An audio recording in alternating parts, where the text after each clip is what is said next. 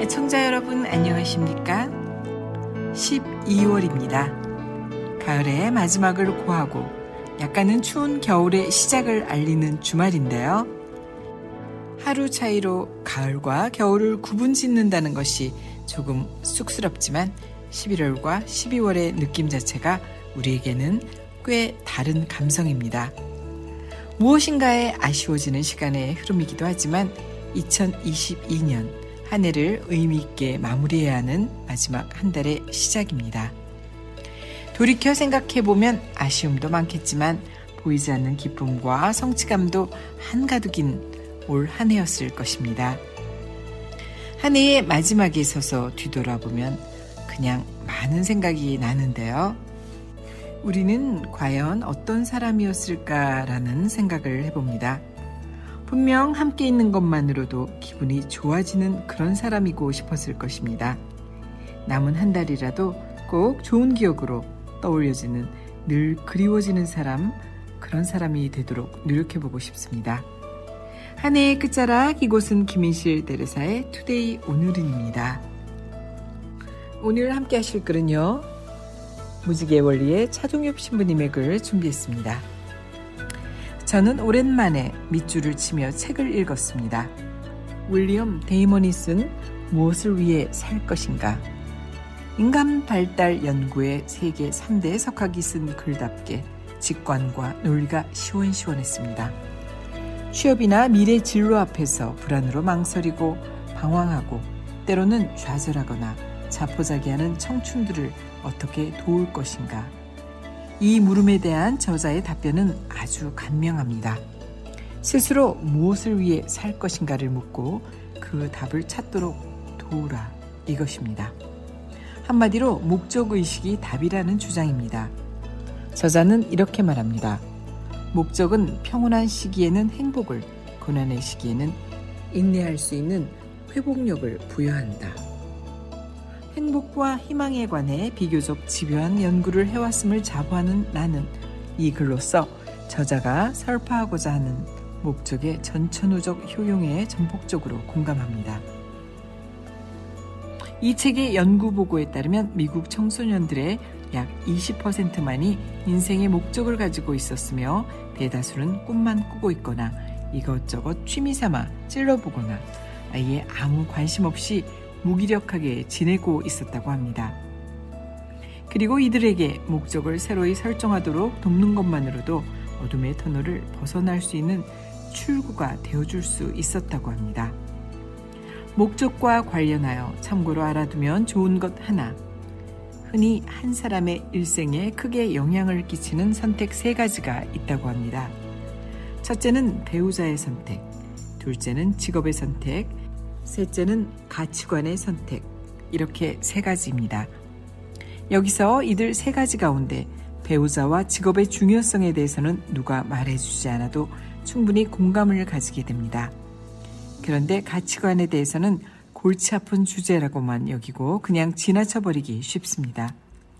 하지만 가치관의 선택은 이 가운데 가장 중요합니다. 왜냐하면 배우자의 선택은 그 사람이 사는 집의 천정의 색깔을 결정하고 직업의 선택은 그 사람의 활동 반경을 결정하지만 가치관의 선택은 그가 이고 사는 하늘의 분위기를 결정하기 때문입니다. 실로 어떤 사람이 파렴치하게 사느냐, 대충 사느냐, 아니면 보람있게 사느냐 하는 것은 결국 가치관에 달려있지 않겠습니까? 인생의 목적이 중요한 것은 바로 가치관의 선택과 불가분의 관계가 있기 때문입니다. 이와 관련하여 흥미로운 통계가 있습니다. 1960년부터 20년 동안 미국 브루클린 연구소에서 아이비리그 예비 졸업생 1,500명을 대상으로 직업 선택 동기에 따른 부의 축적 여부 조사를 실시하였습니다. 한마디로 어떤 소신하에 얼마나 벌었는가를 알아보았다는 것입니다. 이들 중에 1,245명, 즉 83%는 돈을 많이 버는 일을 선택했고 255명, 17%는 좋아하는 일을 선택했습니다. 그리고 20년이 지난 1980년, 그 중에서 백만장자가 된 사람은 101명이었습니다. 그런데 여기서 놀라운 결과가 발견되었습니다.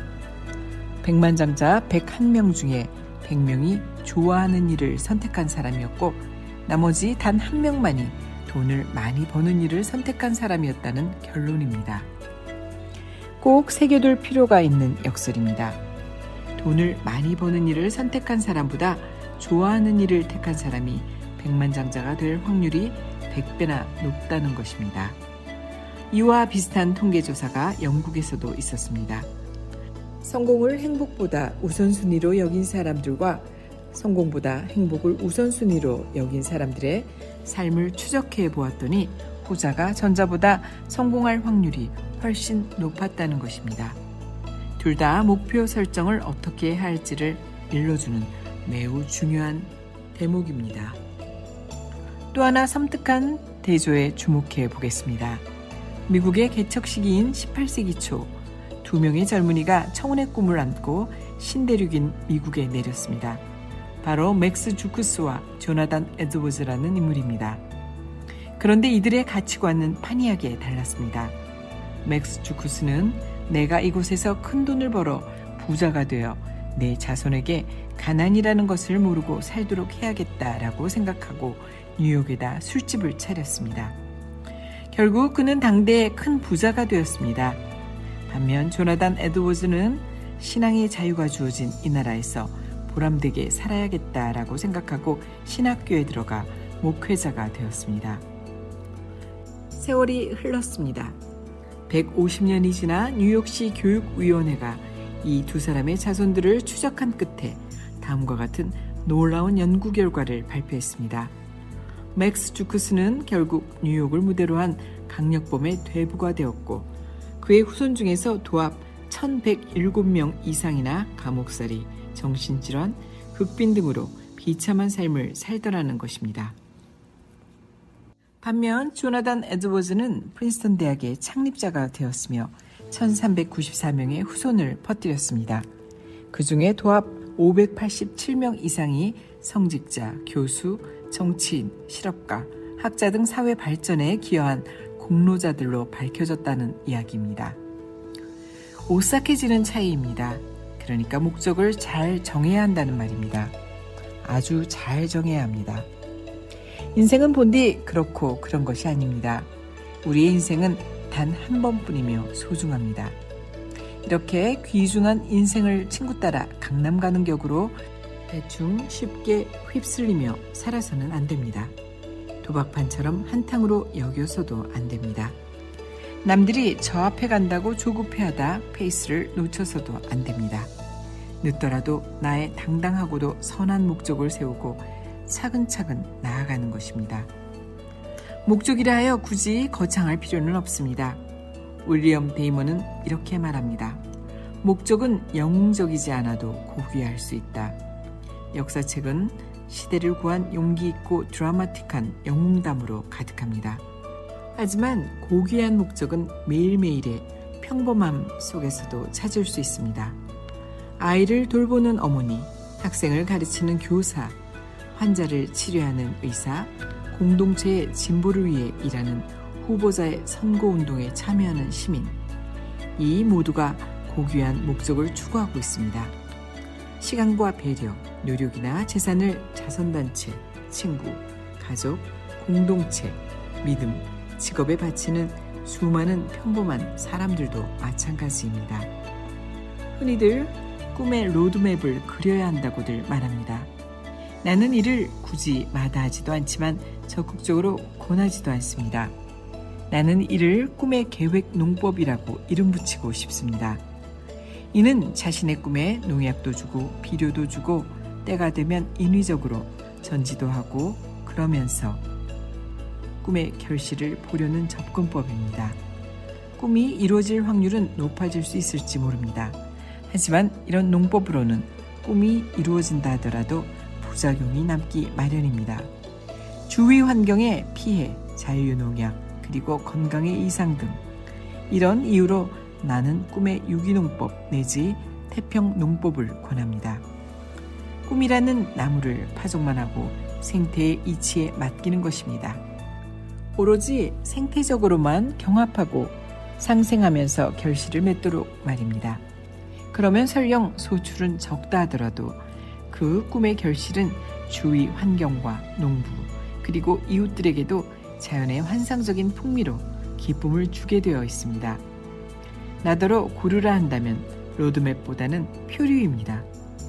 사람마다 성격이 다르듯이 목적에 이르는 접근법도 달라질 필요가 있습니다. 하나부터 10까지 전부 계획해서 실행해 간다는 발상보다 인생의 고비를 맞았을 때 확실하게 큰 방향을 잡은 다음 흘러가는 대로 놓아두도록 권장하는 것, 이른바 표류입니다. 이제 결론은 명백해졌습니다. 꿈을 아침부터 저녁 때까지 줄곧 품고 있되 확실하게 큰 방향을 잡은 다음 그냥 시간의 강 속에서 표류하라. 그러면서 이루어질 때까지 버텨라. 바로 이것입니다. 차동엽 신부님의 가슴 설레게 하는 말씀이셨습니다. 여러분 어떻게 느끼셨는지 모르겠는데요. 꿈의 증발, 희망 증발을 슬퍼하는 이들을 향한 토닥이는 위로, 또 희망 실종을 부추기는 문화를 거스른 유쾌한 희망의 변론이라고 생각했습니다. 언제나 꿈과 희망을 불어넣어 주시는 차동엽 신부님의 글이었습니다. 늘 아쉬워하고 후회하는 것이 우리의 인생사라고는 하지만 올 한 해는 유난히 더 아쉬움이 많은 분들도 많으리라 생각합니다. 저 또한 그렇고요. 여러 곳에서 전해오는 경기에 대한 암울한 소식으로 자꾸 몸이 뭉클어지기도 합니다. 한 해 동안 열심히 일한 만큼 이루지 못했다거나 기대하는 것보다 현실이 각박했을 수도 있고요. 아무튼 돌아보면 그리움과 아쉬움만 가득할지도 모르겠습니다. 그렇지만 실망까지는 할 이유가 없겠습니다. 우리에게는 아직 귀중한 한 달이라는 시간이 남아있죠. 끝이 화려하고 좋으면 모든 것이 좋고 행복한 것이 우리의 삶이니까요. 우리의 해피엔딩을 실현하는 행복한 12월이 되시기 바랍니다. 김민실 대레사의 투데이 오늘은 여기에서 인사드립니다. 여기저기서 들려오는 캐롤송과 함께 마음이 따뜻한 한 주 되시면 좋겠습니다. 또 사랑하는 주변 분들과 함께 더욱 크게 웃으시는 그런 한 주 되시면 더욱 좋겠죠. 함께 해주신 여러분 고맙습니다. 진행의 김민실 대레사였습니다. 저는 다음 주 이곳에서 여러분 기다리겠습니다.